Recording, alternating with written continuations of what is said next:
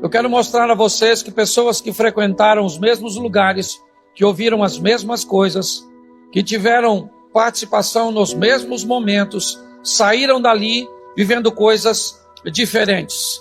Eu quero mostrar a você que num ambiente onde todos ouvem a mesma coisa, algumas pessoas se comportam de forma diferenciada, porque sua mente canaliza suas ações a viverem de formas diferentes. E é isso que leva a vida dessas pessoas para um outro nível. Como levar alguém para um outro nível se esse alguém tem uma mente presa no nível anterior? O grande desafio é esse: libertar a mente. O gigante que está para um, está para o outro. O tamanho da uva que está para um, está para outro. O problema que está para um, está para outro. Presta atenção. A diferença não é o problema, e sim a maneira com que as pessoas olham para o problema. É isso que nós temos. É aí que a mente muda, certo? O problema de viver casado está para todos os casais. A diferença é que alguns casais conseguem sobreviver aos percalços do casamento e outros não. Não é privilégio, não. É posicionamento mental. Se eu falasse para você assim, ó, fui sacar 10 mil reais no banco, meio-dia, ali no Santander, quando saí, o ladrão me roubou. O que você vai pensar? Poxa, pastor, deu mole sacar 10 mil? O senhor está ficando doido? Porque o que sua mente está dizendo? Eu que juntei o dinheiro, que depositei o dinheiro, que fui sacar o meu dinheiro, estou errado. E quem é que está certo? O ladrão. Se eu falasse para você que fui andar com meu iPhone 11 Pro ou Max, com fone de ouvido, e 11 da noite, e o ladrão veio e roubou meu telefone, o que você vai falar? Também uma hora dessa, o senhor queria andar com um telefone desse, porque essa é a hora do ladrão, não é a hora de eu andar. O que é isso? Isso são pensamentos prontos, que colocaram na nossa cabeça. Hoje nós temos muitas pessoas que se tornaram escravos dos pensamentos pré-programados. Pense o que todo mundo está pensando. Fale o que todo mundo está falando. Use o que todo mundo está usando. Compre batom. Lembra da propaganda? É quase um ambiente hipnótico, certo? Uma mente escrava não leva você a lugar nenhum. Segunda coisa, equipamentos eletrônicos. Está emburrecendo as pessoas. Não sou contra a tecnologia não, ok? Meu aparelho é de última geração. Mas vou te falar, viu? Hoje você pergunta um adolescente desse, um menino que era para ter uma velocidade extraordinária para pensar. Você pergunta, 6 vezes 8 mais 3 menos 2, e é igual a quanto? Dá para falar de novo? Eu não gravei nem a conta, quanto mais saber o resultado. Pare para pensar, se é que dá. Hoje o que nós estamos vivendo? Uma escravidão mental, ok? Coloca qualquer notícia e vira verdade. Porque as pessoas não pensam. Esse dia a mulher, o marido dela morreu, e ela falou que ele tinha se suicidado com 2 tiros. Como assim? Não, ele deu 2 tiros na cabeça dele. Prenderam ela, mas ele suicidou. Dona, não rolou. Então se ela dava pelo menos um só. Porque tem gente que sequer é capaz de parar para... O que é isso? Escravidão mental. Entendeu? Então pare de ir pelo que os outros estão falando. Esse povo é um povo que tem dificuldade para pensar, porque a mente era escrava, pronta apenas para executar. As pessoas hoje são treinadas apenas para execução. Você sabe por que José se deu bem no Egito? Porque ele foi chamado para executar uma tarefa, interpretar o sonho do... E quando ele terminou de interpretar, ele disse para o faraó, se eu fosse o senhor, eu arrumava um homem para cuidar do novo sistema de plantio, de armazenamento, de comercialização do Egito durante 7 anos de prosperidade, para evitar desperdício, para fazer mais com menos, certo? Para alcançar propósitos. O faraó pediu ele isso? Não. Ele foi chamado para executar uma tarefa, mas posterior a executar uma tarefa, ele faz aquilo que não foi chamado para fazer.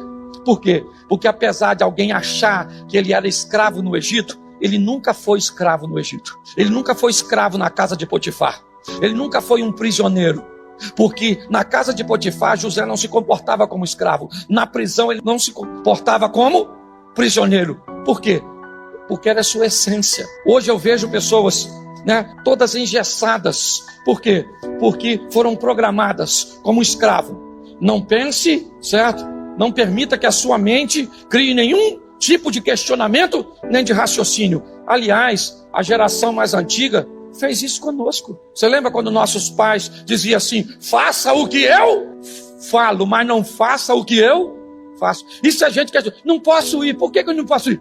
Cala essa boca, que eu te rebento. Fica me perguntando por que você não pode ir. O que era isso? Isso era, inconscientemente, um pai escravizando o pensamento do seu filho. Libertar a mente é um grande desafio. A segurança do básico. Pensa em algo que limita a mente. Quem já ouviu a frase da mãe ou da avó: meu filho, você tem que arrumar para a sua segurança um emprego de carteira? Não estou dizendo que é ruim, estou dizendo que é limitador. Quem nunca ouviu alguém dizer para você: olha meu filho, você tem que estudar pelo menos até o ensino médio? O que é isso? Isso são mentes que estão procurando limitar. Ter saúde já é bom demais. Presta atenção, uma mente escrava é uma mente que ela se adequa ao bom. E preste atenção no que eu vou te falar agora. Tem uma coisa que é muito pior do que uma vida ruim. Sabe o que é? Uma vida boa. Porque o cara que vive uma vida ruim, ele quer sair, sim ou não? Vamos olhar? Vou voltar para a Bíblia aqui. José, ele está bem na casa de Potifar, sim ou não? Sim ou não? Ele quer sair de lá, porque lá é bom. Ele é governador da casa do eunuco do faraó. Sim ou não? Então o emprego dele é bom? Ele quer sair de lá, mas Deus tira ele de lá e bota ele numa prisão. Ele quer sair da prisão, sim ou não? Sim ou não? Ele diz ao copeiro: lembra de mim, porque a prisão era ruim, mas ele queria sair da casa de Potifar, porque lá era, mas se ele fica na casa de Potifar, ele não ia viver o sensacional, porque o bom te impede de viver o extraordinário. Eu queria dar uma proposta para você.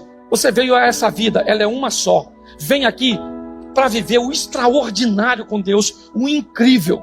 É isso, essa é a proposta que eu tenho feito para as pessoas. Uma mente que faz com que você não fique preso a essas coisas extremamente medíocres. E quando você ouvia a palavra medíocre, ela te machucava, não é? Porque medíocre parece ruim. Não, medíocre quer dizer aquele que está na média. É só isso. Se sua mente não mudar, vai ser assim, uma mente escravizada. Pensamentos prontos, coisas pré-programadas. Se sua mente não mudar, o que vai ser? Coisas extremamente limitantes. E não tem nada de errado se isso te faz feliz. Eu só preciso te mostrar que essa não é a única opção que você tem. É isso. São conteúdos inúteis que abastecem a mente dessa geração. São conteúdos fragmentados, onde você nunca sabe o que é verdadeiro. O desinteresse pelas coisas relevantes é impressionante. Como nós vivemos uma geração de uma mente desinteressada pelas coisas relevantes. Nós queremos segurança e sequer sabemos o nome do secretário de segurança. Eu estava conversando ontem, tentando voltar para casa do Acre, com o Rodolfo, que era um dos vocalistas dos Raimundos, certo? E nós estávamos falando exatamente sobre essa situação, sobre um Deus que está afinzão de pegar a sua vida e levar você para uma esfera extraordinária. Querido, Deus está afim de fazer o extraordinário, o incrível, o sensacional. Só que Ele vai fazer na vida de todo mundo, sim ou não? Sim ou não? Não. Porque a turma não quer. Pastor, eu quero. Não quer, você não quer. Eu tenho certeza que você não quer. Você não faz nada. Gente, o impossível, antes de tornar possível, tem que ficar viável. Esse dia eu já falei isso aqui. Eu fui num cara e o cara falou para mim assim: pastor, a Bíblia diz que a fé move montanha. Eu falei: é verdade. Pois é, cara. Eu tenho aqui na minha propriedade ali, um morro ali, e tô querendo que ele vá lá para aquele outro lá, que lá é alagado. O que o senhor acha? E eu não sou louco, né? Claro que vai, rapaz! O senhor acha que eu levo para lá? Eu falei: leva? Você mesmo já falou que a fé remove montanha. Ele falou: pois é, pastor. Olha só, vê se dá para ser assim. Eu tenho fé, 2 caminhões e uma máquina. Eu falei: melhor, hein? É porque eu já estava com vontade de tirar, fui comprando devagar. Você acredita que esses dias, menino, eu fiquei abismado. Eu cheguei lá, o morro não estava. O morro, eu tô falando sério, vocês estão rindo? O morro, eu falei: cara, mas o morro foi para lá, pastor. Eu falei: cara, que morro maneiro que foi. A fé remove. Ele falou: a fé, meus 2 caminhões. Diga que você tem fé, mas me mostre suas obras.